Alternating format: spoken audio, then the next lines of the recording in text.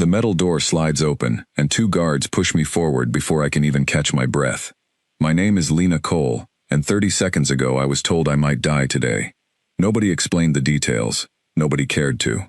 The room ahead is round, wide, and bright, with a strange blue light that comes from nowhere I can see. The air smells like burnt metal, and something sweet underneath it, like flowers left too long in water. Thousands of eyes watch me from stands that curve high above, and every single pair belongs to something that is not human. I am the only person from Earth in this entire building. 6 days ago, humanity sent a small trade envoy to a meeting with the Drenari Assembly, a group of alien species that control most of the trade routes near our part of space. My cousin Grace Whitfield was on that envoy. She is a translator, not a soldier, not a fighter, just a woman who is good with words and patient with strangers. During the meeting, one of the Drenari delegates insulted her, called humans weak and short-lived, said we did not deserve a seat at their table.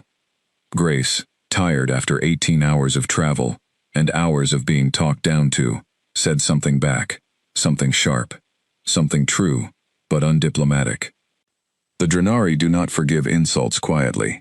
They have a system for it, an old one, older than most of the species sitting in that assembly. It is called the trial of standing. When 2 parties disagree and words fail, one representative from each side steps into an arena and settles it with their body instead of their tongue. Lose, and your entire species loses face, loses trading rights, loses protection under assembly law for a full generation. Win, and you earn respect that cannot be bought any other way. Grace could not fight. She has never thrown a punch in her life, so I volunteered. I used to box. Not professionally, just at a gym near my apartment, 3 nights a week, because it helped me sleep after long shifts working search and rescue after storms. I know how to take a hit and keep standing.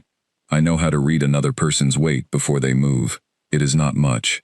Against these things, it might be nothing at all. The guards leading me are called Vicari, tall and gray-skinned, with 4 arms and faces that never seem to blink. They do not speak to me. They have not spoken to me since I arrived. I think they find humans strange, maybe even a little sad, the way you might feel sorry for a small animal that wandered into traffic. We stop at the edge of the arena floor.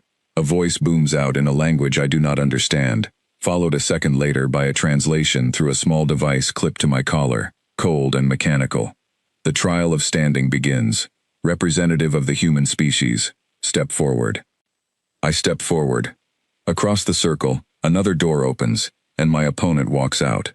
He is called Threx, and he belongs to a race called the Cathari, warriors bred and trained for combat, since before they can walk. He stands nearly 8 feet tall, with skin like dark stone, ridges along his arms and shoulders that look like natural armor, and hands tipped with claws long enough to open a car door without much effort. He is smiling, not a friendly smile. The kind of smile you give something you already believe is beneath you. The crowd roars when they see him. A few scattered voices make noise for me too, out of politeness or pity, I cannot tell which. An older alien steps onto a raised platform above the arena floor. She wears long robes and carries herself like someone who has presided over 1,000 of these trials and grown tired of all of them. She reads out the rules, and the translator in my ear turns her words into something I can understand. No weapons of any kind are permitted inside the arena. No armor is permitted inside the arena. No aid from outside the circle is permitted once the trial begins. The trial ends when one combatant can no longer continue, or yields. I almost laugh, except laughing here might get me killed faster. No weapons, no armor. Of course there are no weapons allowed. Threx does not need one. His entire body is a weapon, built by generations of breeding and training, for exactly this purpose. Taking away my knife or my armor does nothing to him. Taking it away from me removes the only kind of equalizer I might have had. This is not a fair fight. It was never meant to be. I look at Threx again. He rolls his shoulders, cracks his neck to one side, and says something in his own language that the translator turns into simple, mocking words. They sent an animal to fight a soldier. I do not answer him. My old boxing coach used to tell me that the fighters who talk before the bell are usually the ones who need to hear themselves believe it. I file that thought away, and instead do what I always do, before anything dangerous. I look around. The arena floor is smooth stone, gray and slightly rough for grip. There are no weapons anywhere, nothing sharp, nothing metal lying loose. The walls are curved and high, too high to climb, with no gaps or ledges. Above me, the crowd sits behind a clear barrier that I am guessing is some kind of energy shield, because I can see faint ripples along its surface whenever the light hits it right. Near the edge of the arena, close to where the officials sit, there is a small raised platform for translators and record keepers. On that platform sits a simple chair, wooden, old-fashioned looking compared to everything else in this gleaming metal building, probably brought in for one of the human observers who might need somewhere ordinary to sit. It looks like it does not belong here at all, like a leftover thought nobody bothered to remove. I do not think much of it in that moment. It is just a chair. But some part of my brain, the same part that used to scan a flooded street for anything that could be used to pull a person to safety, quietly notes its exact position, how many steps away it is, whether the ground between me and it is clear. The old alien on the platform finishes speaking. The crowd goes quiet, all at once, like a held breath. "Combatants," she says, "take your places." Threx walks to the center of the circle without hurry, confident, loose, like a man walking into a room he already owns. I follow, my legs feeling steadier than I expected, my heartbeat loud in my own ears but my hands surprisingly calm. He looks down at me from his full height and speaks again, quieter this time, meant only for me, even though I am fairly sure everyone close enough can still hear. "I will try not to break you too quickly. It would be rude to disappoint such a large audience." I meet his eyes and say nothing. Somewhere above us, a gong begins to sound, low and heavy, echoing off the stone walls like a heartbeat that does not belong to either of us. One strike, I think. That is all I need to change how this looks. The gong finishes its third and final note. The trial of standing has begun. Threx moves first, and he moves fast, far faster than something his size should be able to move. I barely get my arms up before his fist connects with my shoulder, and the impact throws me sideways across the stone floor. Pain flashes bright and sharp, but I roll with it, the way I was trained to roll with any fall, and I come up on one knee, instead of flat on my back. The crowd makes a sound, somewhere between a cheer and a laugh. I get to my feet and circle away from him, putting distance between us, watching the way he plants his weight before each step. He is strong, stronger than anything I have ever faced, but strength alone does not always win a fight. Speed and power mean nothing if you cannot land a clean hit, and clean hits require the other person to stay where you expect them to be. Threx comes at me again, swinging a heavy arm toward my head. I duck under it and drive a fist into his ribs, and it feels like punching a stone wall. He barely flinches. If anything, the hit seems to amuse him more than hurt him. "You will need to try harder than that, small one," he says, the translator turning his growl into flat, mechanical words in my ear.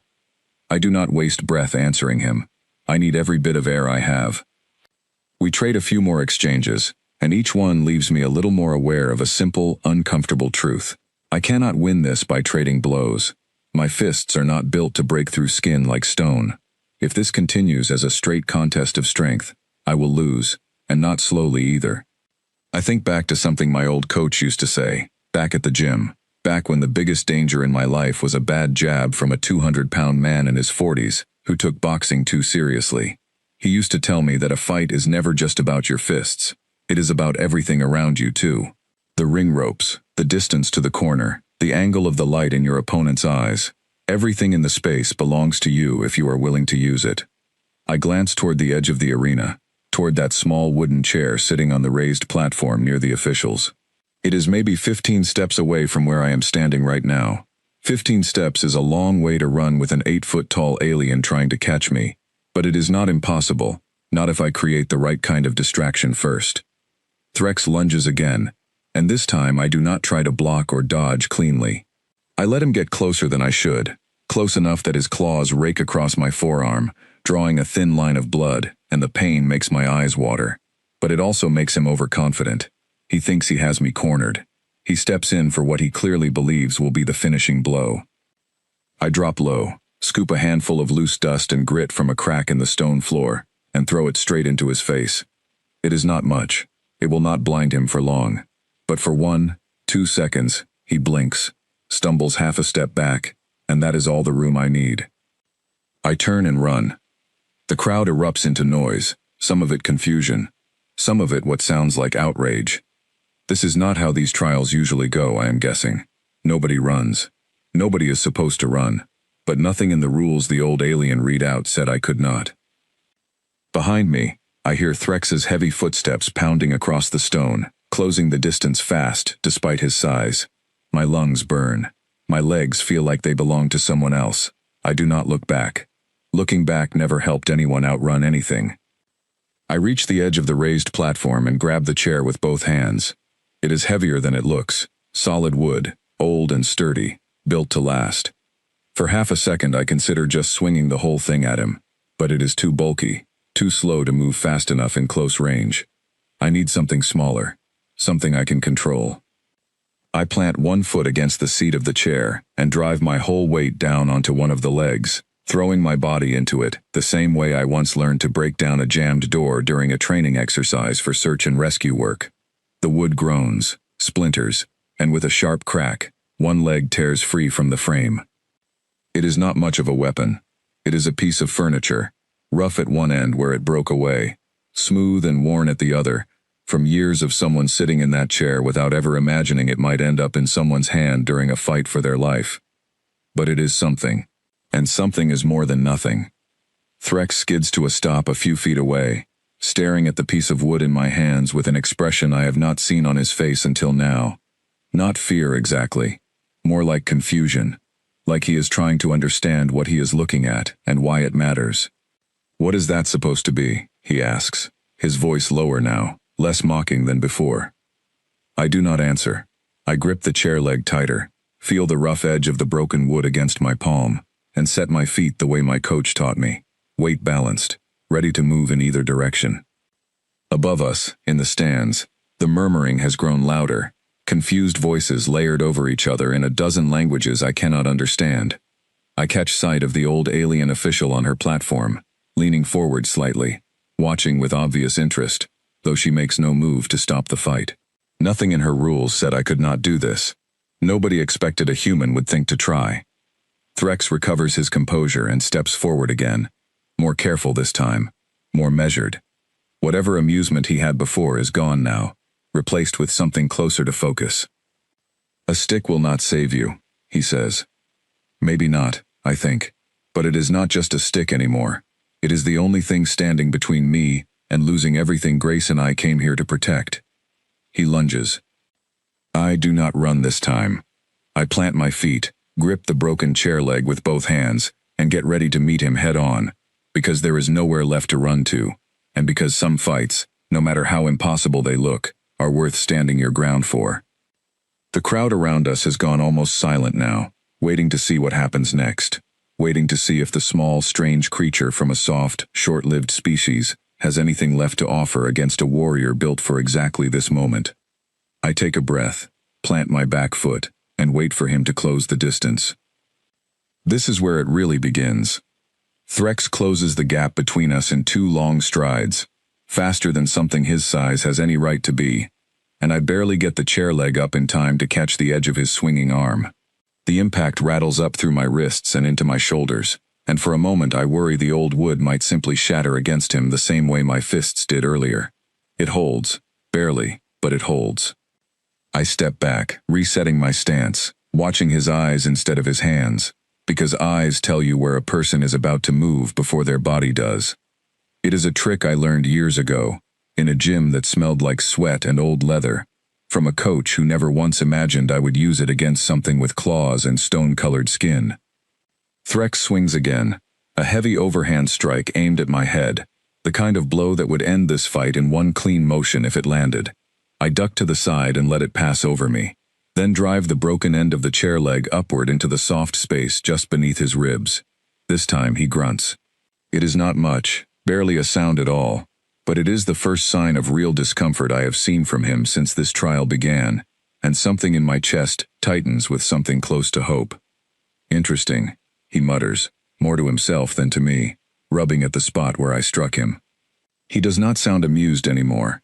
He sounds like he is recalculating. The crowd above us has grown restless, voices rising and falling in waves, some clearly rooting for their champion, others simply caught up in the strangeness of watching something they have never seen before. I catch a flash of movement in the stands, and realize a few of the alien observers are leaning forward, watching my hands, my footwork, the way I move the chair leg through the air, like it is an extension of my own arm, instead of a random piece of broken furniture. I do not have time to think about what they see. I only have time to survive the next few seconds, and the ones after that, and the ones after that. Threx changes his approach. Instead of relying purely on his strength, he starts feinting, testing me, throwing half strikes meant to draw out my reaction so he can find an opening. It is smarter than what he did before, and it worries me more than his raw power ever did. Strength I can dodge around. Intelligence is harder to outmaneuver. I circle him, keeping the chair leg low and ready, refusing to commit to any one stance for too long.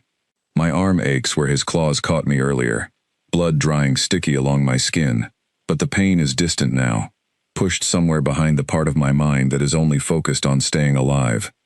He lunges low this time, aiming to grab my legs and take me down to the ground where his size and weight would end this in seconds.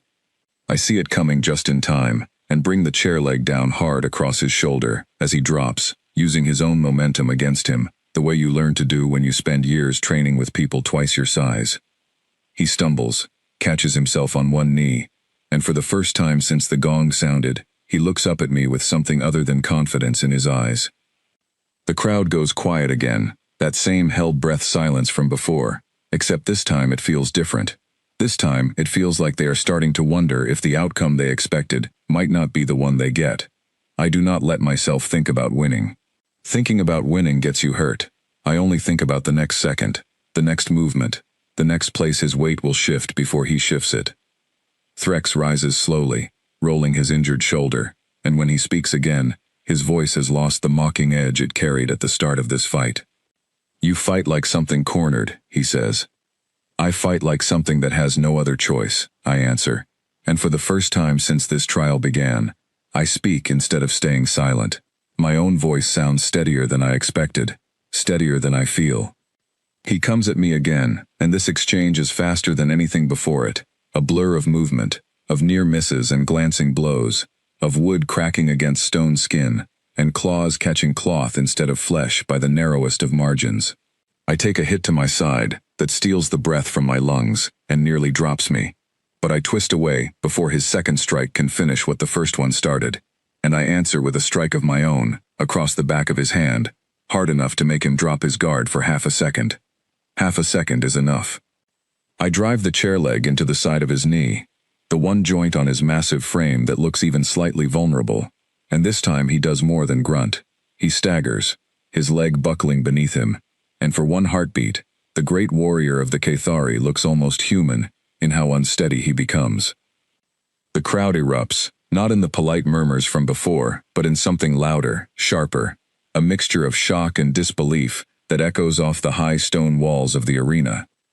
Threx catches himself before he falls completely, snarling now, all traces of amusement gone from his face, replaced with something rawer, angrier, more dangerous.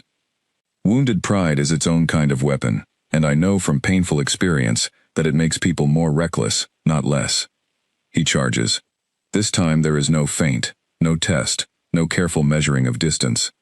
He simply throws everything he has at me, claws extended, full weight and speed behind every strike, and I find myself giving ground step by step, blocking what I can, dodging what I cannot block, feeling the chair leg grow slick with sweat and blood in my grip. One of his strikes catches my shoulder and spins me halfway around, and for a moment the world tilts sideways, stars bursting behind my eyes, my balance nearly gone. I stumble, catch myself against the low wall at the edge of the arena, and barely manage to raise the chair leg in time to block the strike that follows, the impact so heavy it nearly knocks the weapon from my hands entirely. I am running out of room, both literally, with my back nearly against the wall, and in every other sense too. My arms feel heavy, my legs unsteady, and Threx, despite the injury to his knee, still moves with more speed and power than I have left to answer with. I think of Grace, standing somewhere beyond this arena, waiting to hear whether everything she came here to build gets taken away, because of one careless sentence spoken out of exhaustion. I think of everyone back home who has no idea this trial is even happening, who will simply wake up tomorrow to news of whether humanity gained a little respect in the wider universe, or lost a great deal more than that. I push off the wall and meet Threx's next strike head-on instead of retreating further. The chair leg connects with his forearm hard enough that I feel the wood crack further beneath my grip, but it is enough to turn his strike aside, enough to buy me the half-step of space I need to slip past him instead of backing into a corner with nowhere left to go. I am behind him now, and his injured knee slows his turn just enough. I do not think. I do not hesitate. I swing the chair leg in a wide, low arc and drive it into the back of that same wounded knee, with everything I have left in my aching arms. Threx goes down. Not gracefully, not slowly, but all at once, his massive frame collapsing to the stone floor of the arena, with a sound that echoes through the sudden, complete silence that follows. The crowd does not cheer. They do not murmur. For several long seconds, there is only silence. Thousands of alien eyes staring down at a sight none of them ever expected to witness. A human still standing, breathing hard, blood on her arm and a broken piece of furniture in her hands, while their champion kneels on the ground before her. I do not move closer. I do not lower my guard. I have learned enough in the last few minutes to know that a fight is not over just because it looks like it should be. Threx looks up at me from where he kneels, and for the first time since this trial began, I see something in his eyes I did not expect to find there. Something that looks almost like respect. Threx tries to rise, one hand braced against the stone floor, his injured leg trembling beneath his own weight. I keep the chair leg raised, ready, watching him carefully, because a kneeling opponent is not the same as a defeated one, and I have not survived this long by assuming a fight is finished, before someone actually says so. He manages to get halfway up before his knee gives out again, and this time he does not try to hide the pain on his face. Whatever pride kept him composed through the earlier parts of this trial seems to have run out along with his strength. Above us, the old alien official rises from her seat on the raised platform, her long robes shifting around her as she leans forward to study the scene below. The arena remains silent, waiting on her word, because in these trials, it seems the fight does not officially end until someone with authority says it has. I do not lower my guard, even now. My arms shake from exhaustion. My side aches where his claws found their mark earlier, and the shallow cut along my forearm has soaked most of my sleeve a deep, dark red. But I stay upright, because staying upright is the only thing keeping this trial in my favor. Threx looks up at me one final time, and instead of anger, instead of the mockery he wore at the start of all this, there is only tired acknowledgement on his face. I yield, he says, his voice quiet enough that the translator in my ear barely catches it before the arena's own systems pick it up and broadcast the words across every language in the stands. The silence breaks all at once, thousands of voices rising together in a wave of sound too tangled to separate into individual words. I do not know what most of them are saying. I do not think it matters right now. I lower the chair legs slowly, my arms finally allowed to rest, though my legs feel unsteady enough that I have to plant my feet wide just to stay standing. The adrenaline that carried me through the last several minutes begins to drain away all at once, leaving behind exhaustion so heavy it feels like it might pull me straight down to the stone floor. The old alien official raises one hand, and the noise from the crowd fades. Not completely, but enough that her voice carries clearly when she speaks. The trial of standing has concluded. The human representative stands victorious. More noise follows her announcement, though this time it sounds different, less shocked, more curious, like an entire arena full of beings trying to decide how they feel about what they just witnessed. A few voices near the front of the stands actually sound approving, which surprises me more than almost anything else that has happened today. Two of the gray-skinned Vicari guards step onto the arena floor, moving toward Threx first, helping him to his feet with more gentleness than I expected, from beings who had shown me nothing but cold silence earlier. He leans on one of them, favoring his injured leg, and as they lead him past me, he pauses. For a moment, I think he might say something bitter, something about the unfairness of what happened, about how a piece of broken furniture should never have been enough to bring down a warrior of his training and strength. Instead, he simply looks at the chair leg still gripped loosely in my hand, and then back up at my face. I have fought many opponents, he says slowly, the translator working to keep pace with him. None of them thought to use the room itself as a weapon. I do not know what to say to that, so I say nothing at all. He nods once, like that silence answers something for him anyway, and allows the guards to lead him from the arena floor. I am left standing alone in the center of the circle, blood drying on my arm, breath still coming hard and uneven, while thousands of alien eyes watch me from every direction. It is a strange kind of quiet, the kind that comes after something enormous has just happened, and nobody, including me, quite knows what to do with themselves in the aftermath. A side door opens, and Grace rushes through it before any guard can stop her, ignoring whatever protocol usually governs who is allowed onto the arena floor after a trial ends.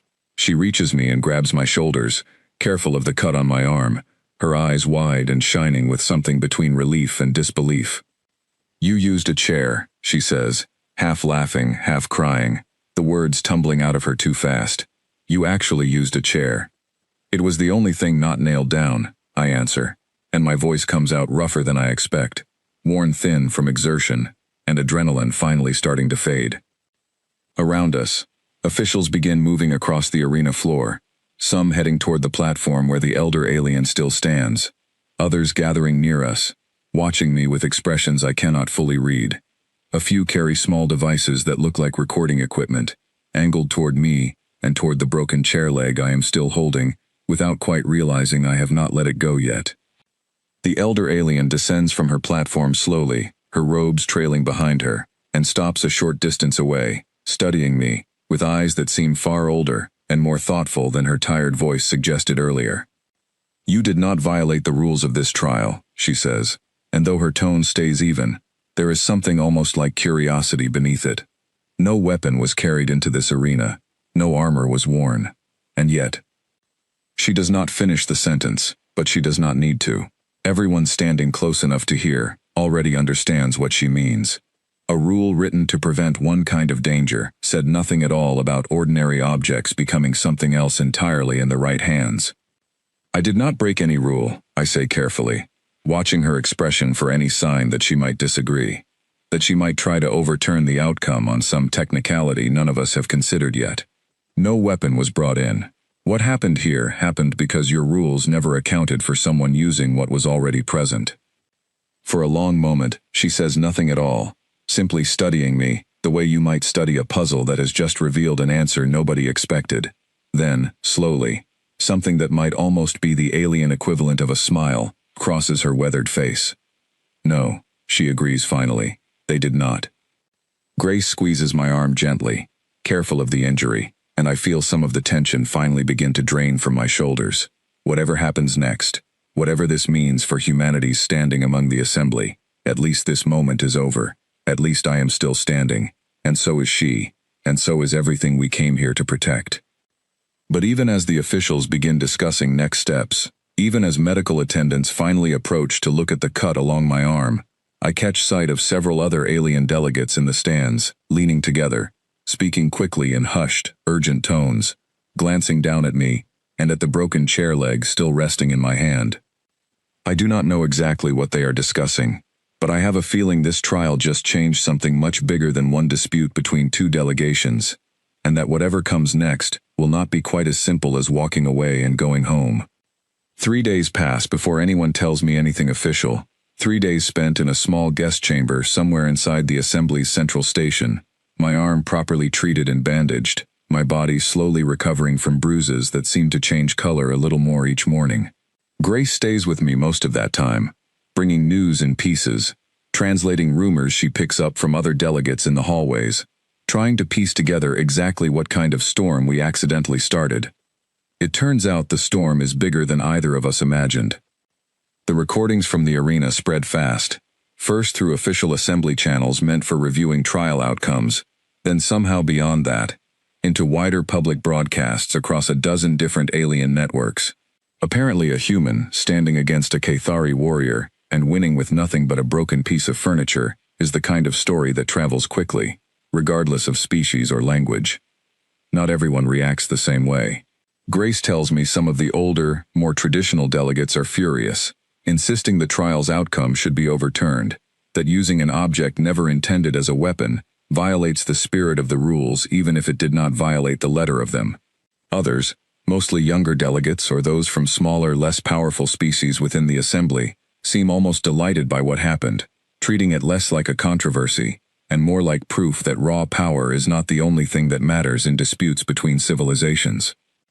On the fourth day, I am finally called before a wider council, not just the single elder who oversaw my trial, but a full gathering of representatives from across the assembly, seated in a massive circular chamber far grander than the arena where all of this began. Grace walks in beside me, translating quietly when needed, though most of the council members seem to already understand basic Earth languages by now, likely from studying every second of footage from my trial more closely than I would have thought necessary.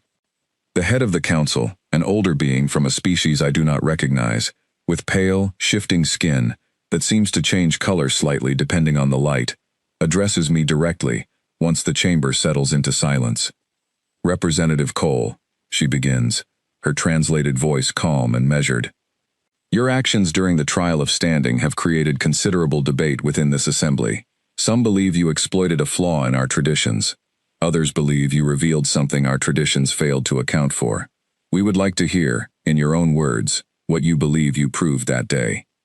I glance at Grace briefly, and she gives me a small encouraging nod, the same look she used to give me back home, whenever I doubted whether I was ready for something difficult. I take a breath and turn back to face the council. "I did not come here trying to prove anything about strength," I say slowly, choosing each word with care. "I came here because someone I care about was insulted, and because the rules of your trial said the only way to answer that insult was through combat. Your rules were built around a simple idea, that removing weapons and armor makes a fight fair. But fairness assumes both sides start from the same place. My species does not have claws. We do not have armor built into our skin. We do not have generations of warriors bred specifically for combat like Threx does. Taking away weapons from both of us did not create fairness. It only removed the one thing that might have leveled the difference between us." A murmur moves through the chamber, some of it clearly disapproving, some of it thoughtful. The council head raises a hand slightly, and the room quiets again. "And yet you did not simply refuse the trial," she says. "You found another path within the rules as written." "Because that is what humans do," I answer, and for the first time since walking into this chamber, I feel something steadier than nervousness settle into my chest. "We are not the strongest species you will ever meet. We are not the fastest, or the toughest, or the ones with the longest history of combat. But we adapt. We look at whatever is around us, whatever situation we are placed in, and we find a way through it, even when the odds are built against us from the start. That is not cheating. That is simply refusing to accept that impossible means impossible." The chamber falls silent again, longer this time, the council members exchanging glances among themselves, some clearly still uncertain, others nodding slightly in a way I choose to take as approval. Finally, the council head speaks again, her tone shifting into something more formal, more official. "After extensive review, this council has reached a decision. The outcome of your trial will stand. Representative Whitfield's original standing within this assembly remains intact, along with all trade protections owed to her delegation." Beside me, Grace exhales a breath I did not realize she had been holding, and I feel my own shoulders loosen slightly with relief. However, the council head continues, and something in her tone makes me tense up again immediately. This assembly also recognizes that the trial of standing, as currently defined, contains an oversight our traditions failed to anticipate. Effective from this session forward, the rules governing all future trials will be revised to explicitly address the use of environmental objects during combat. A ripple of reaction moves through the chamber at that announcement, though I cannot quite tell whether it leans more toward approval or disappointment. I find myself almost smiling despite the seriousness of the moment. Of course they are changing the rules. Of course an entire ancient tradition is being rewritten because one exhausted human woman picked up a broken chair leg instead of accepting an unfair fight quietly. Grace leans toward me slightly, whispering just loud enough for me to hear, over the continued murmuring in the chamber. "You broke the rules so badly they had to write new ones," she says, a small, disbelieving laugh in her voice. "I did not break any rules," I whisper back. "I just noticed something they forgot to write down." The council session ends shortly after that, Delegates filing out of the chamber in small groups, some glancing my way with expressions I still cannot fully translate. Curiosity mixed with something that might be respect, or might simply be surprise at having their assumptions so thoroughly challenged. As we walk out of the chamber ourselves, back through the wide corridors of the assembly station, I catch sight of Threx, standing near one of the viewing windows, his injured leg now wrapped in some kind of medical brace, watching the stars slowly drift past outside. He notices us approaching and straightens slightly, though there is none of the old mockery left in his posture now. "Representative Cole," he says, using the formal title with what sounds like genuine respect rather than sarcasm. "Threx," I answer, stopping beside him at the window. For a moment, neither of us says anything else, the silence stretching comfortably rather than awkwardly between us. Finally, he speaks again, his voice quieter than it was during our trial. "I have spent my entire life training for combat exactly as our traditions demanded," he says. "I never once considered that the space around me might hold answers my training did not prepare me for. You will forgive me if this experience is still uncomfortable to fully accept." "Give it time," I say. It took me a while to accept fighting an 8-foot-tall warrior with claws was even something I might survive. Something in his expression shifts, and though Cathari faces are not built the same way human ones are, I recognize the gesture anyway. Something close to amusement, something close to genuine warmth. "Perhaps," he says slowly, "our two species have more to learn from each other than either of us expected." I think that might be the truest thing anyone has said to me since I arrived here. Grace and I leave the station 3 days later, our small transport ship pulling away from the assembly's massive structure as it grows smaller and smaller in the viewport behind us. Earth is still a long journey away, but for the first time since this entire ordeal began, I feel something close to peace settling into my chest, instead of tension. I still do not know exactly what this means for humanity's future within this wider galactic community. We have only just begun to understand. I do not know whether other species will see us differently now, or whether Threx's private admission of respect will translate into anything larger among his own people. I do not know whether the revised rules for future trials will make things easier or harder for whoever might find themselves standing in that same arena someday, forced to answer an insult with nothing but their own resourcefulness and whatever happens to be within reach. But I do know one thing for certain, something I carry with me as clearly as the thin, healing scar along my forearm.